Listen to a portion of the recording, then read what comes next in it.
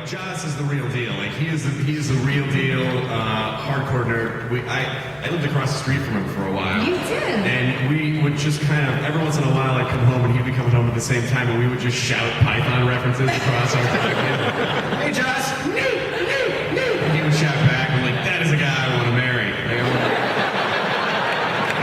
totally want to marry that guy. Well, you were a child actress. You had done some stuff like True Lies, you know? Yeah. And so, but then did you take some time off and went to school and all that stuff? I was going to. I was about to take time off. Well, I took time off to go to high school a little bit, and then I was enrolled at. My mother's a professor, and I was enrolled at her university, and I was 17 and graduated high school, and I was about to go to school. I had my dorm picked out, and I got asked to do a few Buffy shows, so I thought I'd make some money for school and came out to do a few shows, and then, it was like, Buffy or college? Buffy or college? Buffy, figured I could go to college later. Well, and it was so perfect because, your character, well, I'm surprised, like, it seems like, that character probably should have been there from day one, like, just to have that perfect dark counterbalance to Buffy. I asked Twitter for some questions, and this lady... Please don't ask them all. Censor them a little bit. Yeah, listen, I just have 200,000 or 300,000 questions to get through. This one is at Selson asks, this is a lady, when you played Faith, I'm just doing a voice that I think might be hers. Hey everybody, my name is Ed Selson. When you played Faith, did you play up the sexual tension with Buffy on purpose, or did you just have great chemistry with Sarah? I think there are just some things that are there. It's just happening. I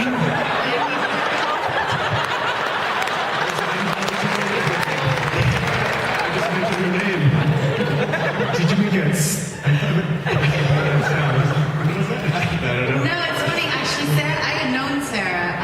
We had the same manager from when we were both like 10 years old. My manager found me on my first movie when I was 10, and she represented myself and Sarah and Bertie Murphy.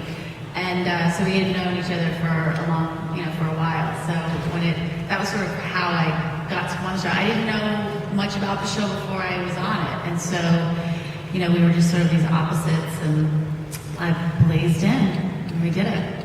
Now, did you do all your own stunts? There were a lot of high kicks in that show.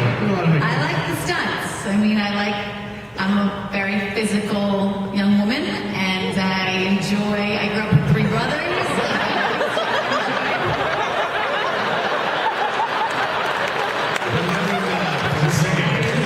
Just saying. She kicked my ass a few times in the show. A few times. And I broke my finger, and it wasn't fighting.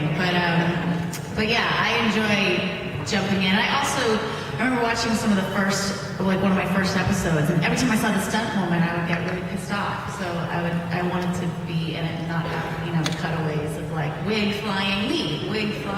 Yeah. You just see some like husky chick or dude with a wig. Don't get me wrong, we had some badass stunt people that actually came back and worked with us on Dollhouse, and that I've requested at various points in my career because they're awesome, and there's some stuff that I just can't do.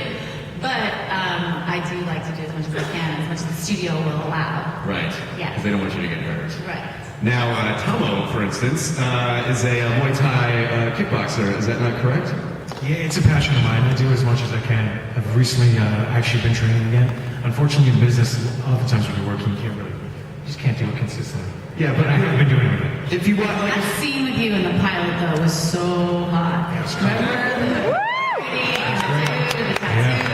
you were gnarls. That's thank you. Yeah, I starved myself for about 2 weeks for that scene.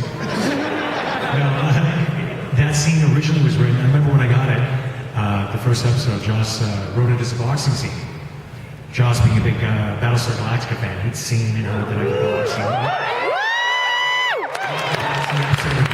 So he originally had it written that way, and I went in the office and I was like, knock, it's the first episode, I don't want to bother Joss. He's being creative and brilliant. At the time, I think he was like twirling a pen, walking around his office.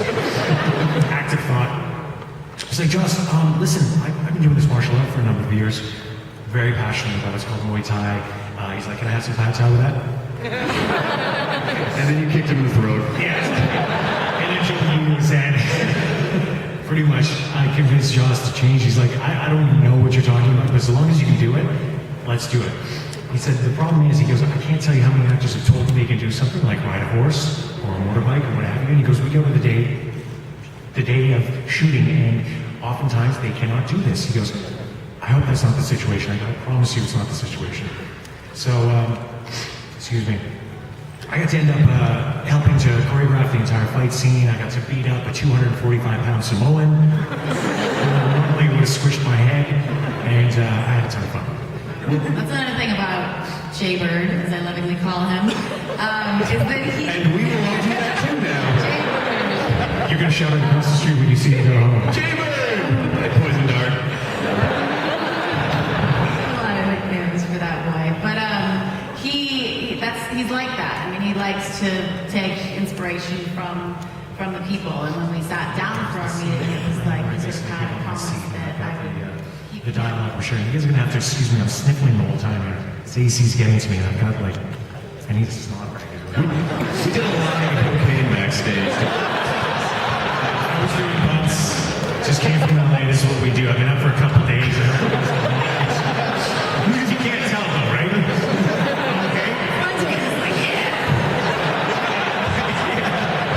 Bumps, I love them. All right, so back to Battlestar. Punch an elk.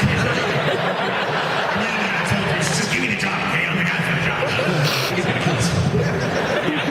So anyway, I had an audition. I went in. There's this guy named Michael Weimer. He was the key director. I had the audition with him. It was a great audition. I felt really good about it. And then I didn't hear anything for a week. And I'm like, well, I guess I didn't get that job. And I think it was 8 or 9 days later, I got the call and I was told that I got the job. That was it. That's pretty great. And you grew up in Canada. I was reading online. Your father, one Canada supporter. Canadian. Your father was the premier of the Yukon. He was the premier